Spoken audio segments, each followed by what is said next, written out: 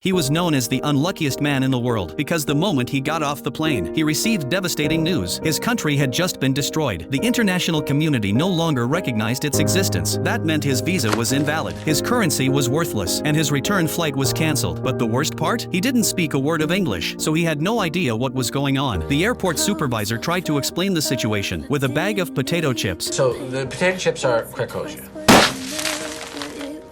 No more Krakosia. Turns out, a coup had taken place in Victor's home country just the night before. Until the new government was officially recognized, he technically didn't belong anywhere, and just like that, Victor was trapped inside the airport. He couldn't go home, and he wasn't allowed to enter the United States either. With no money, no legal status, and nowhere to go, he slept on chairs pushed together to make a bed, ate free snacks from airport counters, and even found a place to shower. Then one day, the airport supervisor Frank saw something strange on security footage. Victor was walking through the terminal in a bathrobe. Frank was furious. He was in the middle of applying for a major promotion, and the last thing he needed was a homeless man in a bathrobe ruining the airport's image. So he offered Victor a way out. At noon today, Frank said, "The security guards switch shifts for 5 minutes. No one will be at the main door. That's your chance to walk out." What he didn't say was that if Victor stepped outside, he'd be arrested for illegal entry, and Frank could wash his hands of the problem. Victor didn't fully understand, but he got the idea. At noon, Frank watched from the surveillance room. The guards left. Everything was in place, but Victor didn't move. He stood frozen at the exit. Then Frank noticed Victor was looking straight at the security camera, so Frank turned it away. Too late. Victor had already ducked out of frame, and when Frank tried to turn the camera back to check, Victor popped his face right into the lens.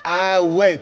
Clearly, this plan wasn't going to work, but free snacks alone weren't enough to keep him going. He was starving. Then he noticed a woman return a luggage cart and get a quarter back in return. That's when Victor saw his opportunity. Most travelers didn't care about the 25-cent deposit, so they just left the carts behind. He gathered 3, returned them, and earned his first 75 cents. That bought him his first real meal in days, a hamburger. Soon, he was returning dozens of carts, upgrading from burgers to full combo meals. But Frank had been watching, and he wasn't going to let Victor turn his airport into a side hustle. So he assigned security staff to collect all the carts. Victor's cart retrieving business was over. Back to free snacks. Still, he didn't give up. He bought a dictionary and some books, and studied English every night with a headlamp. Day by day, word by word, he learned enough to start real conversations. When he felt ready, he went to Officer Dolores to apply for entry. She couldn't understand why he was bothering, but Victor smiled and said, You have 2 steps.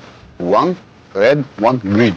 So, I have chance go New York 50-50. What he meant was, as long as he kept trying, he had a shot. Frank, meanwhile, was still keeping tabs on him. He figured Victor would eventually get desperate and do something illegal. Then he'd finally have a reason to get rid of him. But that night, something unexpected happened. A food delivery guy named Enrique brought Victor dinner. Why? Because Enrique had a crush on Officer Dolores, but was too shy to talk to her. He saw Victor chatting with her every day, and came up with a deal. "You help me win her heart, and you'll never go hungry again." Victor agreed. From then on, he talked to Dolores daily, not to apply for entry, but to find out everything she liked. Then he'd report back to Enrique, who rewarded him with meals from the VIP lounge. It worked out perfectly for both of them. During this time, Victor's English improved even more. He was finally fluent. Thanks to Victor's help, Enrique learned everything about Dolores, and Dolores started noticing Enrique too. Eventually, he worked up the courage to ask her out. He showed up in his best suit, nervous but hopeful, and when Dolores arrived, she held out her hand, showing she felt the same. They got married right there at the airport. It was simple, but unforgettable. Travelers clapped. Strangers cheered. That little wedding car became a symbol of love and hope for everyone who saw it. Watching it all, Victor realized he couldn't rely on Enrique forever. He needed a job, but no store in the airport would hire him. No ID, no phone number, nothing. At the last shop, the manager told him, "Even if I wanted to hire you, how would I reach you without a phone number?" Victor took that as hope. He ran outside, memorized the number of a public phone, and gave it to the manager. The guy pretended he'd call. Victor waited all night. No food, no bathroom breaks. He just stood there, waiting. Eventually,